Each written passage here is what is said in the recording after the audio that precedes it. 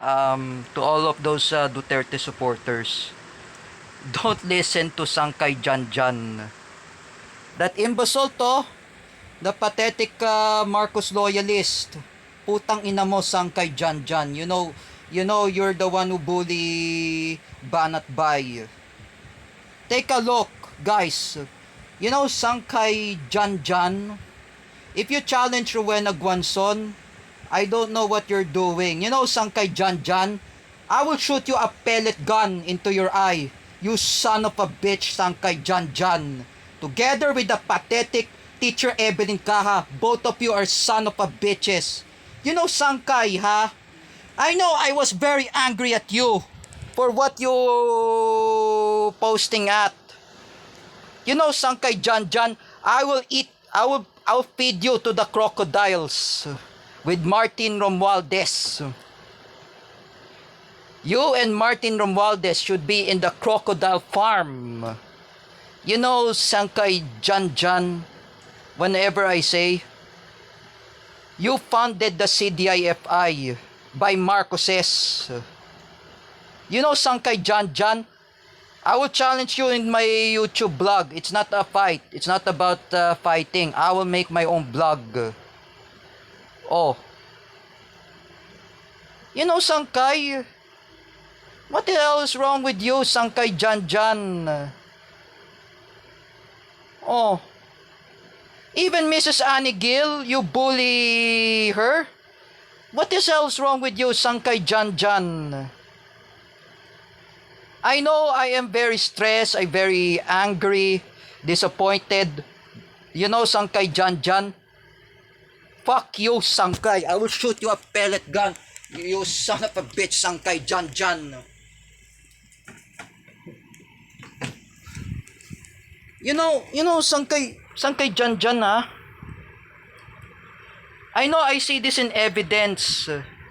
I know if everyone see the evidence, oh, for what you have done to Mrs. Annie Gill,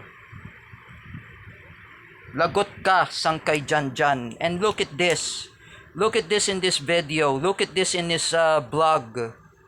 This is Sangkay Janjan TV official. Oh, I never block him in Facebook. Oh, you know, Sangkay, have a shame of yourself. Whenever you like, for example, if you like Bongbong Marcos, or if you accuse anybody, or you say a fake news at the DDS supporter, they have their own opinion. You know, Sangkay Janjan, folks, you know, Sangkay, I'm not fighting with you because that is your consequence.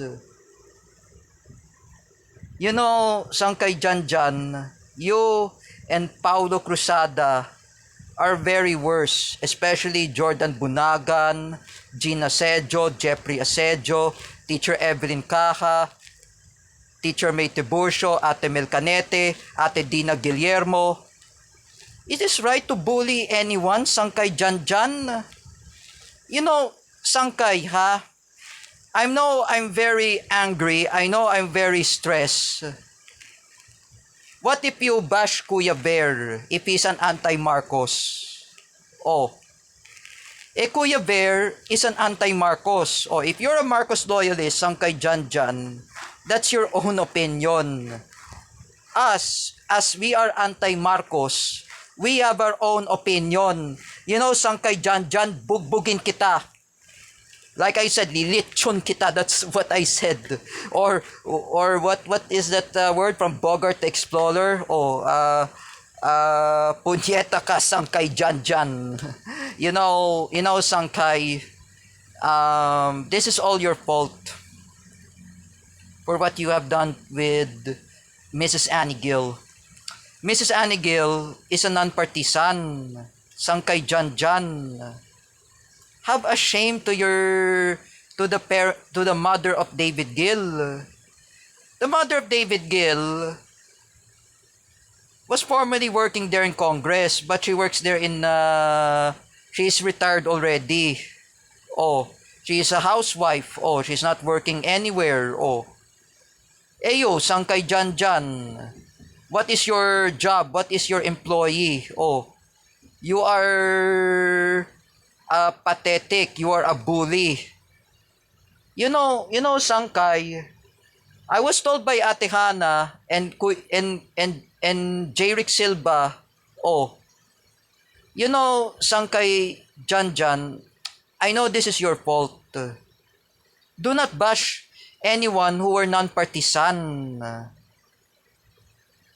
Mrs. Annie Gill is non-partisan. She's just like Miggy Labitag, oh, non-partisan. Oh, everyone are not non-partisan. You know what is non-partisan? Sangkay Janjan, oh, Caloocan Evangelical School, non-partisan. Miss Earth Organization, non-partisan. Autism Society of the Philippines, non-partisan. Oh, they are all non-partisan. Sangkay Janjan, whenever you bully who are people who are non-partisan, that is your fault. That is your consequence.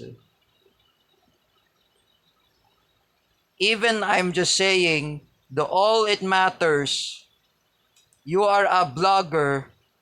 I am a blogger too. Oh, I'm a blogger too, same as Bill Galang and Cedric Mariano. Oh, Bill Galang is non-partisan. Oh, Cedric Mariano, non-partisan.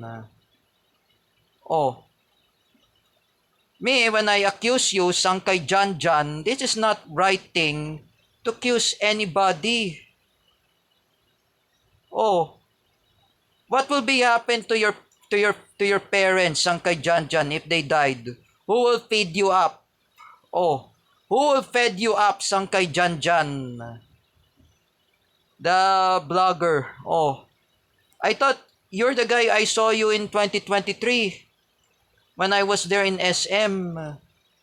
And I never seen Sangkay Janjan in personal. Oh, Sangkay, you have to learn your lesson. You're a Catholic, Sangkay Janjan. You should not judge anybody who are non-partisan. Do not judge the people who are anti-Marcos that they have their own opinion. Oh. Just like I said before, Sangkay Janjan, oh, what if you bash Ate Mirasol? Oh, Ate Mirasol, si ako is anti-Marcos. Oh. I know Ate Mirasol Siaco, she endorsed Lenny Robredo. Oh, she's kakampink. Just like Roylan Marlang or Terra Francisco, Carl Vilus. Oh, and even Teacher Jessa Fernandez, Jens Manaid, even his family members, even Teacher Ruti Barrientos. They are kakamping. Why they kakamping? They are anti-Marcos. Oh. Mang Rodelio Daguman is kakamping. He's a anti-Marcos. Sangkay, whenever you think that the Duterte supporters are dilawan, they have their own opinion. They have their unity. Oh. Like us, we have our own opinion. Oh, we have the sideways to opinion. Oh, you have your own opinion. You see, Sangkay Janjan, my relative Nanay Ningning, never come back in the Philippines during the martial law of Marcos Sr. Who's the fault anyway? Oh, when I said by Kuya Ver, Marcos Sr. and Marcos Jr. Oh, Sangkay, you better luck to say those words, ha? Watch your words, and you think what you're not saying, you should be stop what you're posting at. Thank you for your advice.